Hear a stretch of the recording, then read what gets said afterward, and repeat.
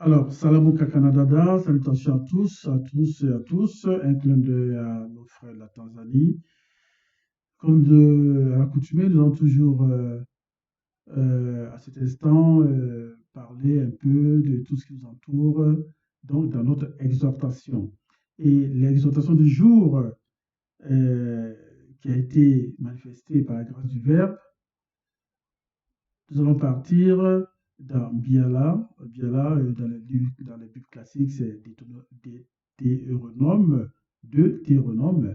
Mais la vraie signification, la vraie appellation, c'est Biala, parce que nous avons la Bible authentique, la vraie Bible, les contradictions sans erreur, et qui nous sert de guide. Aujourd'hui, dans cette radio visible, nous avons notre livre mystérieux, le code révélé de la Bible authentique, donc le support important en profondeur, parce qu'il faut qu'on ait en profondeur des choses, des explications, de tout ce qui est vie spirituelle, parce que la spiritualité, c'est une question de race. Donc aujourd'hui, nous allons plonger ensemble dans un sujet qui touche à l'essence même de notre être, notre identité divine, aussi dans un monde où tout semble se confondre. L'Oba, par la manifestation de son Verbe, nous appelle à revenir à l'ordre qu'il a établi et qu'il a créé, hein, dès la création. Il établit certaines règles. Sur ces règles que nous devons suivre. Mais aujourd'hui, dans cette activité, rien ne se suit. Euh, je ne sais pas si vous avez déjà demandé pourquoi est-ce que l'Oba, par la manifestation de sa grâce, a manifesté la femme, a manifesté l'homme différemment.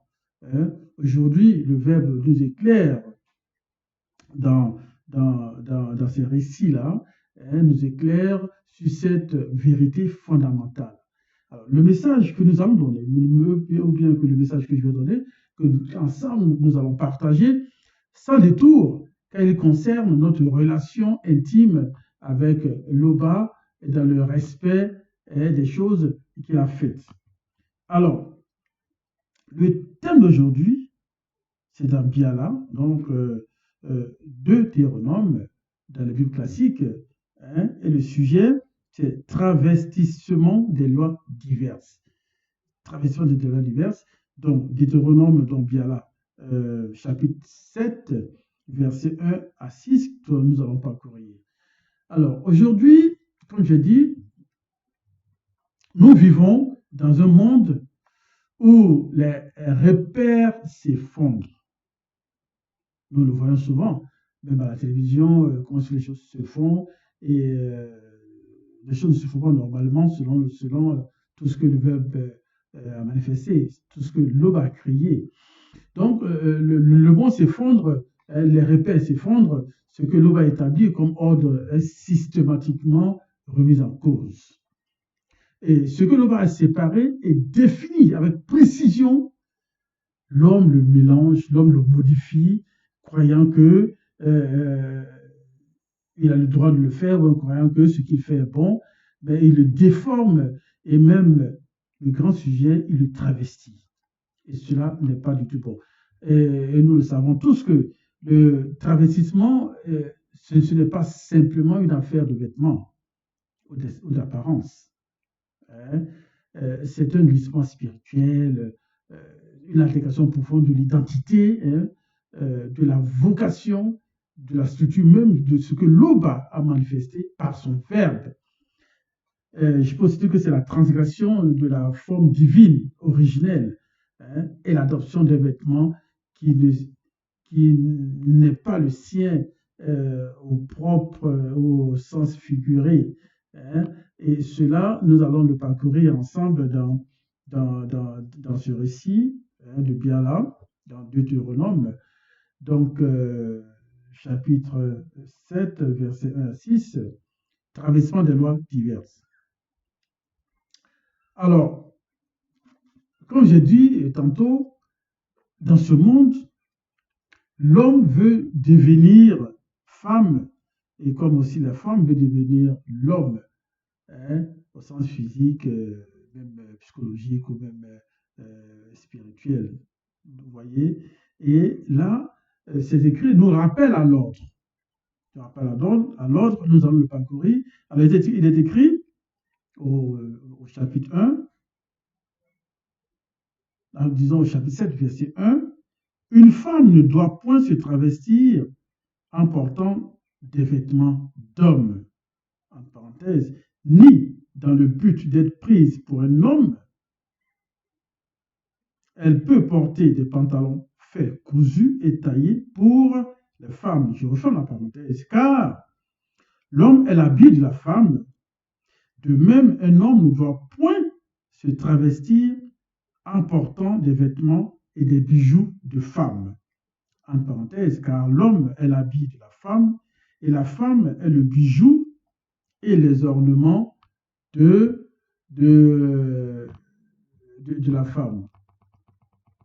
Alors, c'est ce qui est écrit. Alors, ce verset va bien au-delà même des apparences. Ce verset touche même la structure même de la créature divine, à l'ordre sacré du masculin et du féminin, à la complémentarité spirituelle voulue par l'Oba.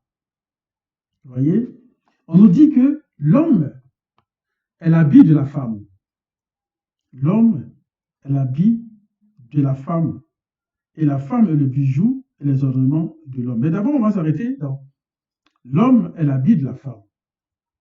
Cela signifie que l'homme, dans sa position spirituelle, est la couverture, la structure même, la sécurité de la femme. L'homme est appelé à porter la responsabilité, à aimer la femme, à la protéger, à la servir. Mais quand une femme cherche à se passer de cet habit, non par indépendance saine, mais par rejet de l'ordre divin, de l'ordre divin, elle devient exposée et le désordre s'installe. Le féminisme extrême, les courants de confusion des rôles idéologiques du genre viennent travestir cet ordre spirituel. Ce n'est pas une question de vêtements, c'est une attaque contre l'alliance et l'image du verbe de l'Oba dans le couple. Ça, il faut que nous le sachions. Parce que les choses n'ont pas été faites du sens que la femme change ou que l'homme change. Et ensuite, on nous dit, et la femme est le bijou et les ornements de l'homme. Parce que l'homme est appelé à briller, mais à travers l'éclat de sa femme. On nous dit souvent que derrière un grand homme, il y a une grande femme, parce que les femmes sont toujours derrière, dans l'ombre, pour nous pousser à la réalité, pour nous faire grandir, pour nous faire, disons, briller. Donc, mais elle est à son, la femme dans ce contexte, elle est à son honneur. Sa tendresse, son équilibre, sa sagesse incarnée, etc., etc. Mais quand un homme se travestit en adoptant des attitudes, des styles et des rôles qui effacent cette distinction en homme et femme, il dit que l'homme abandonne son habit. L'homme abandonne son rôle de chef de famille, mais de chef spirituel. Il prend son autorité et devient vulnérable et la confusion. Et tout cela, c'est la confusion. Aujourd'hui, certains hommes veulent ressembler à des femmes pour s'adapter, séduire ou fuir leur position d'homme relativement à ce que l'Oba, par la manifestation de son verbe, a créé. Et cela, on nous le dit clairement dans ce récit. Et l'homme abandonne son habit de chef. Mais cela va à l'encontre du plan divin. Parce que l'homme est créé pour porter la femme, pour embellir chacun dans sa beauté, dans son onction, dans sa grâce propre à ce que le Verbe, par vouloir, par la grâce de l'Oba, a manifesté. Parce que le travestissement est l'image extérieure, comme on peut le dire, d'une confusion interne. Parce que quand le monde confond masculin et féminin, ce n'est pas juste une question de mode ou de société. Parce que dans la société actuelle, on voit des gens qui manifestent ce genre de comportement. Il y a même des journées même dédiées à ces personnes, à ce genre de choses. Cela est très dangereux. OK? Alors, tout cela, le monument Bobé, Satan, ne veut pas seulement que les gens s'habillent différemment. Non. Il veut qu'ils oublient ce qu'ils sont. Il veut qu'ils oublient et qu'ils ne sachent pas s'ils sont père ou mère, ou époux, épouse, fille et fils. Parce que la loi divine n'est pas là pour oppresser, mais pour protéger. Quand les lois des hommes viennent dire le contraire, nous avons le devoir de rester fermes, ceux qui le savent, et fidèles à ce que l'Oba a manifesté par sa grâce et ce que l'Oba a créé. Alors, le travestissement des lois commence dans les cœurs. Cela commence quand on accepte le flou, quand on va à la rencontre de ce que le web de l'Oba a manifesté. La tolérance molle. On peut dire souvent non, c'est pas grave, ça peut aller. Mais l'Oba, par sa grâce, veut restaurer l'identité du peuple originel, le peuple noir.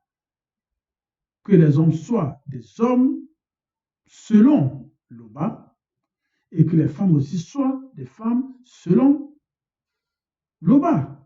Et que l'unité divine entre eux reflète toute la gloire du Créateur véritable, l'Oba.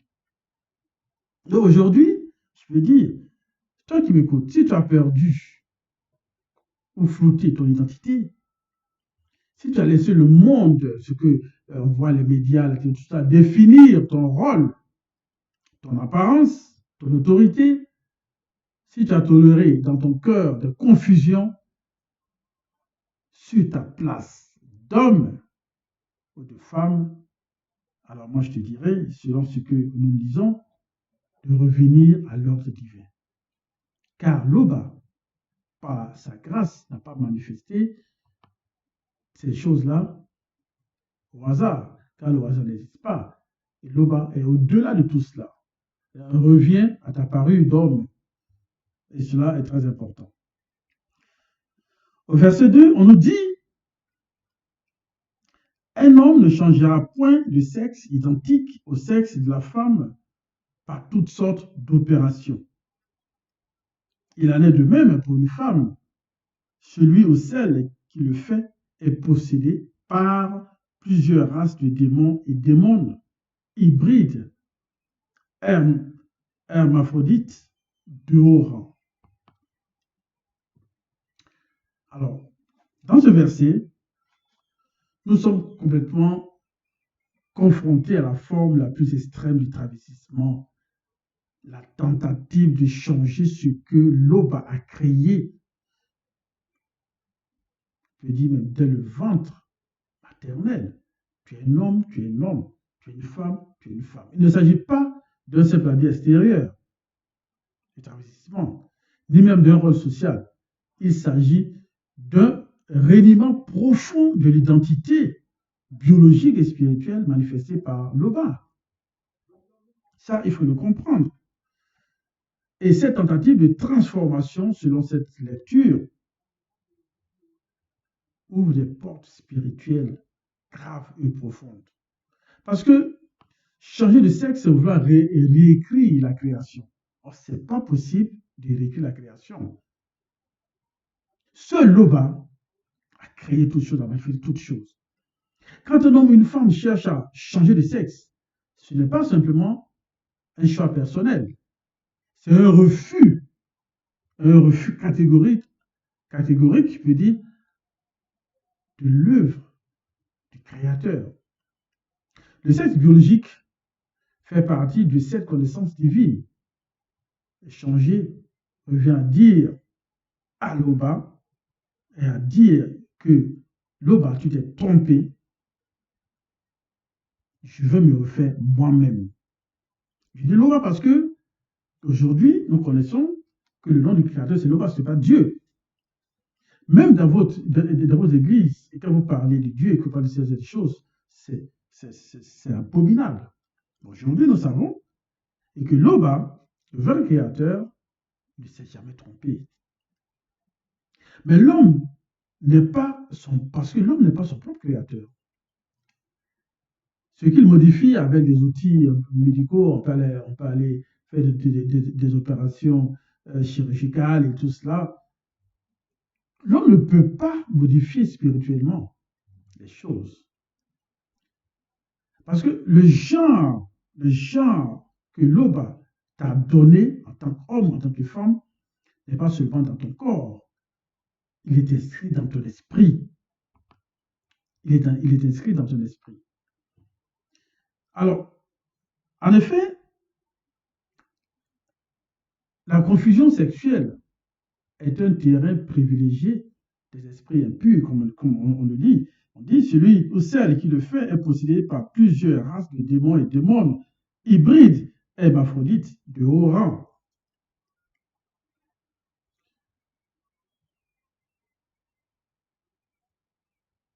Alors, ces esprits impurs, ces personnes possédées, cherchent à détruire ce que Loba, par son père, a créé dans l'homme et dans la femme.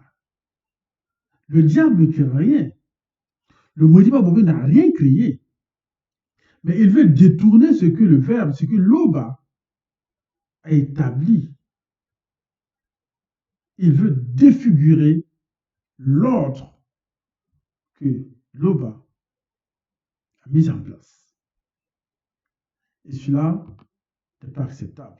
Il faut le comprendre.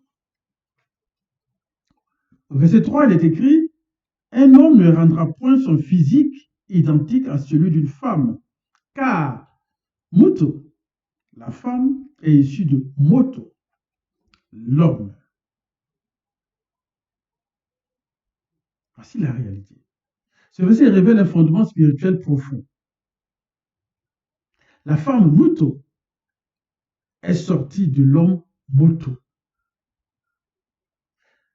Selon l'ordre divin décrit dans Genèse,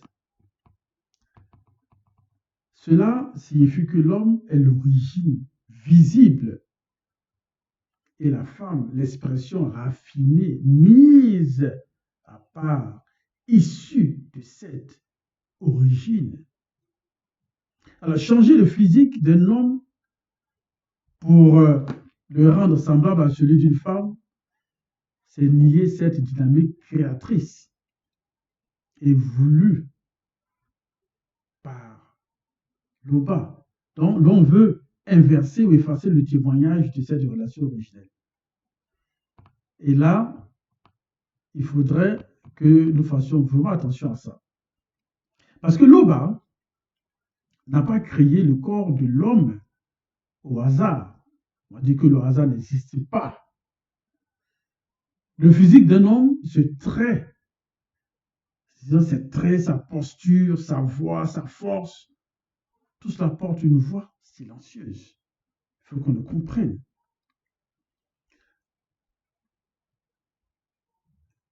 L'homme est issu d'un souffle divin pour être source, guide et protecteur.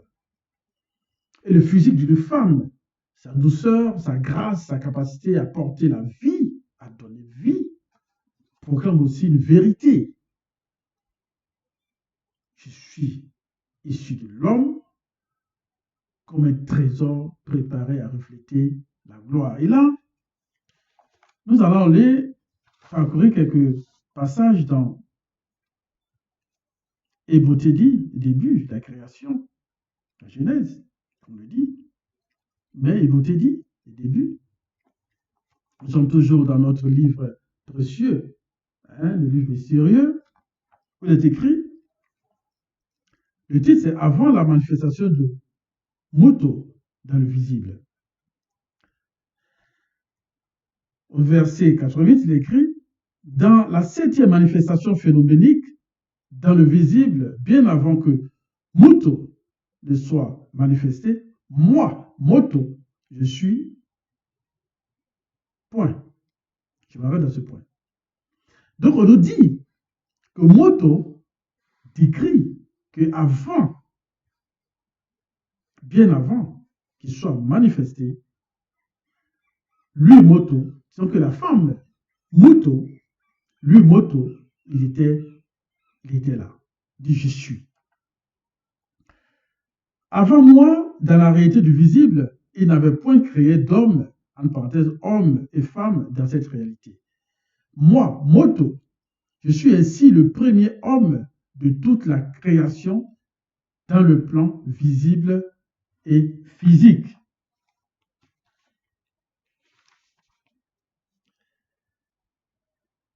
Verset 110, mon Moto, je me mis à voir les entités hybrides qui sont associées aux êtres, en parenthèse, du plan, la parenthèse, celui astral et celui physique, mâle et femelle de chaque espèce ayant un souffle de vie.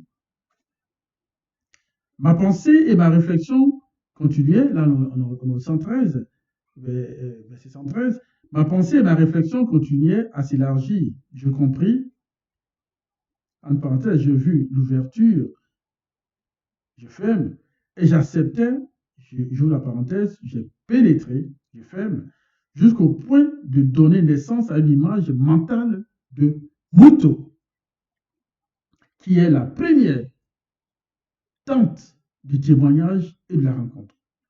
Mes pensées ne pouvaient bien sûr échapper au regard perçant du Mutatedi depuis le grand ordre des choses, celui qui guide l'initiateur et l'intronisateur. Et la manifestation de la volonté de Tété déclarée par Mutatedi, qu'il n'est pas approprié que moi, Moto, après la transmutation de ma pensée en parenthèse réflexion, méditation, je fais ma parenthèse, que je sois plongé dans Esobi, que je sois plongé dans Esodi, en parenthèse la solitude, de comment moi, Moto, je vais faire pour extirper et manifester Moto, elle qui est l'attente du témoignage et de la rencontre à partir de moi-même issu de mon être intérieur. Donc on voit ici l'importance de la création. Donc changer ma manière d'être, ce que l'Oba, par la manifestation de sa grâce, m'a donné, m'a créé, m'a manifesté à moi, changer cela artificiellement, c'est faire taire ce message sacré que l'Oba a inscrit dans la chair. Parce que nous savons que Moto est sorti de Moto. Alors, lorsque l'homme veut rendre son physique semblable à celui d'une femme, ce n'est pas juste un problème d'esthétique ou chirurgical, c'est souvent le fruit d'un mensonge, un mensonge profond, inocculté dans l'identité. Un esprit de confusion qui pousse l'homme à renier sa propre origine, son propre nom, homme. Donc, faire cela, c'est une tentative de déposséder la création de sa hiérarchie divine. Or, si la femme vient à l'homme, ce n'est pas pour être esclave, mais pour être son complément, son aide, sa gloire. Et nous le savons. Et si l'homme efface ce témoignage dans son corps, alors il éteint le reflet du verbe de Loba inscrit dans sa forme.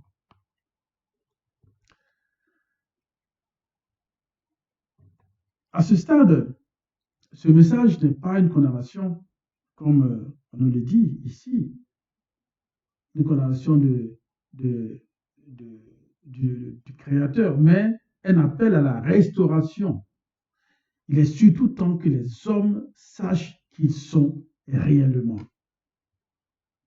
Parce que les médias, dans cette réalité du visible, beaucoup de choses se font et ça trompe les gens. Ça trompe. Et aujourd'hui, il est temps de parler de ce sujet, d'élever la voix pour que les choses changent. Parce que cet appel à la restauration est l'empreinte première du Créateur dans le visible.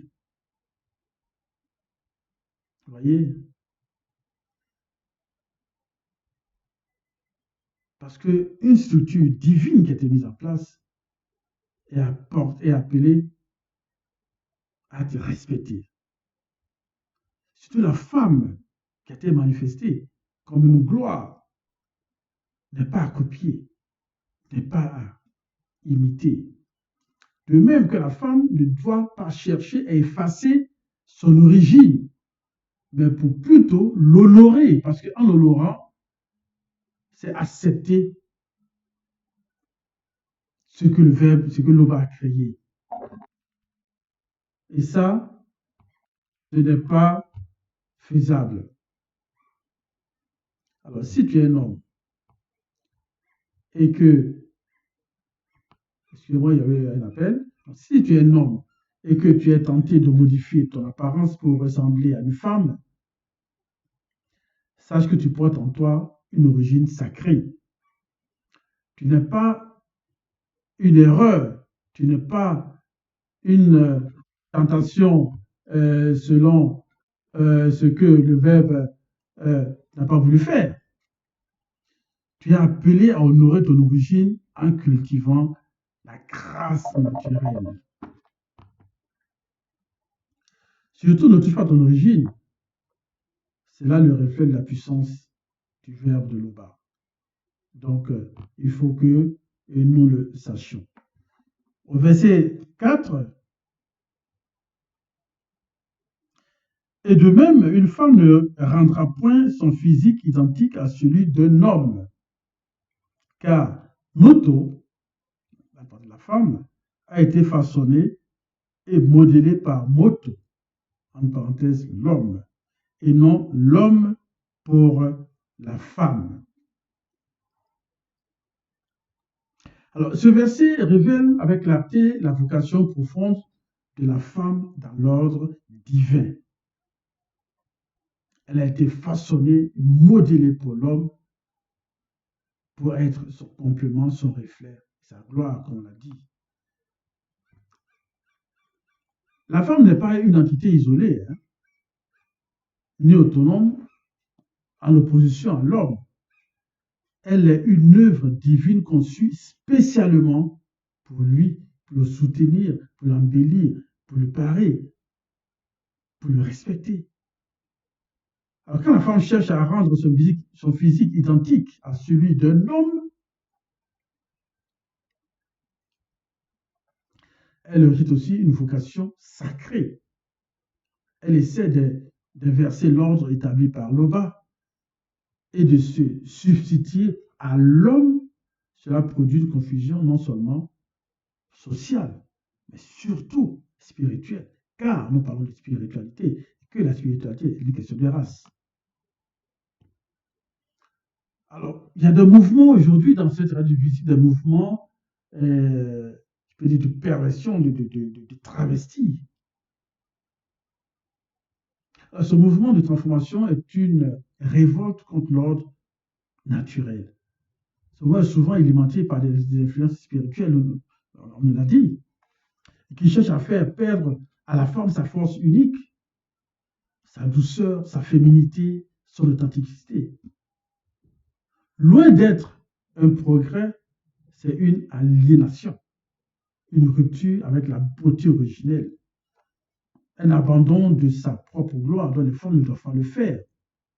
La femme qui se perd dans cette confusion oublie qu'elle a été créée pour être le bijou et l'ornement de l'homme et non son imitation, parce qu'il ne faut pas imiter tout cela.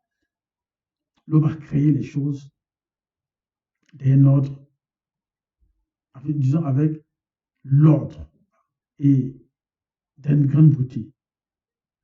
Et ces choses-là ne doivent pas être manipulées. Donc, à toutes les femmes ici qui écoutent, c'est un appel à retrouver et revêtir la beauté divine de votre rôle. Ne vous perdez pas dans des travestissements et qui défigurent votre essence en tant que femme. Vous êtes faite pour être le trésor, l'ornement, la force douce de l'homme, le support de l'homme, et non pour copier son apparence et son rôle. Ce n'est pas votre rôle, cela ne vous ressemble pas.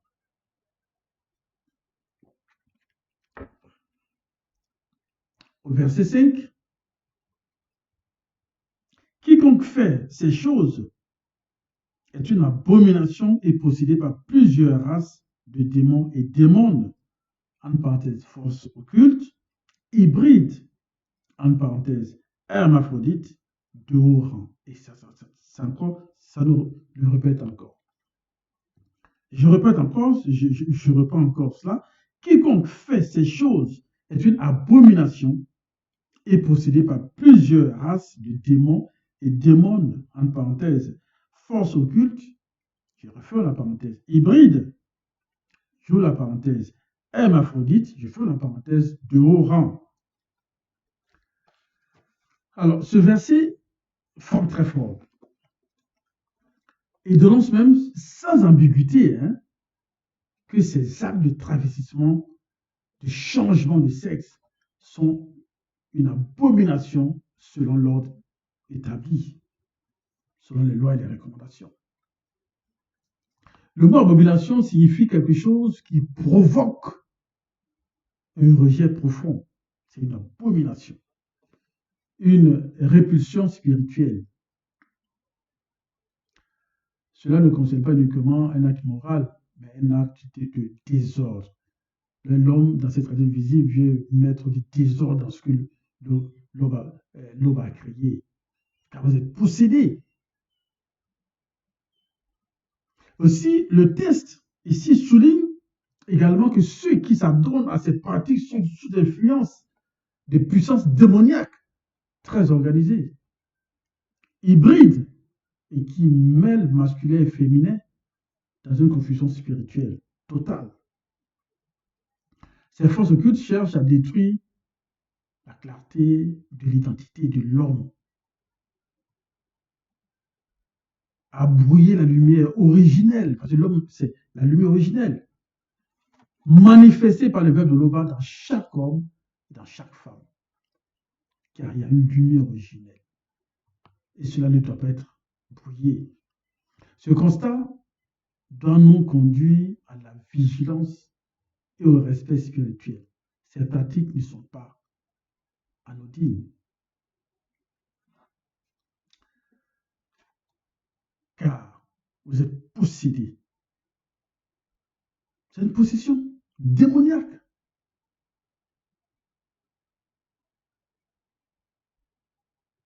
Et cela, spirituellement, on nous le dit.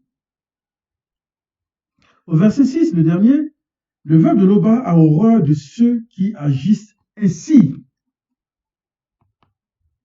Le verbe de l'Oba a horreur de ceux qui agissent ainsi. Nous savons tous que le verbe de l'Oba représente la vérité, la puissance, la sagesse.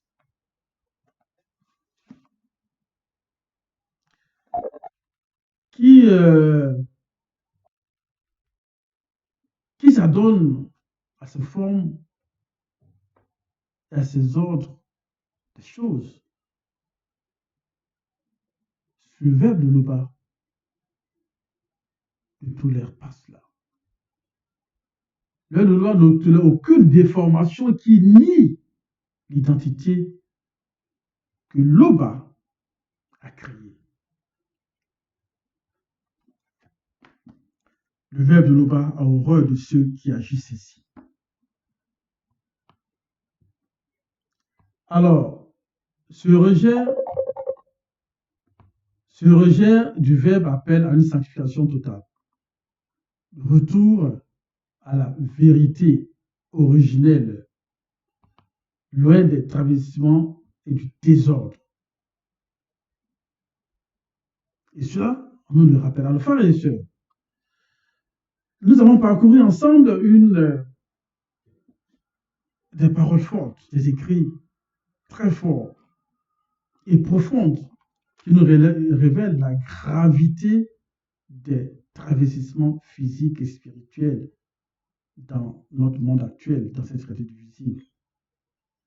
Ces versets nous rappellent que le verbe de Loba a créé l'homme et la femme selon un dessein parfait, inscrit dans notre chair et dans notre identité.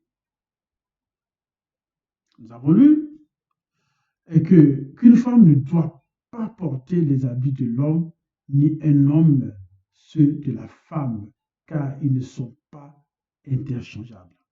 Nous avons lu.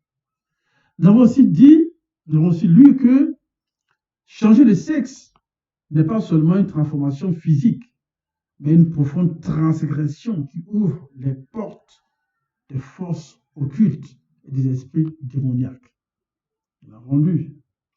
Nous avons lu aussi que l'homme ne doit pas chercher à rendre son physique semblable à celui de la femme, car la femme issue de l'homme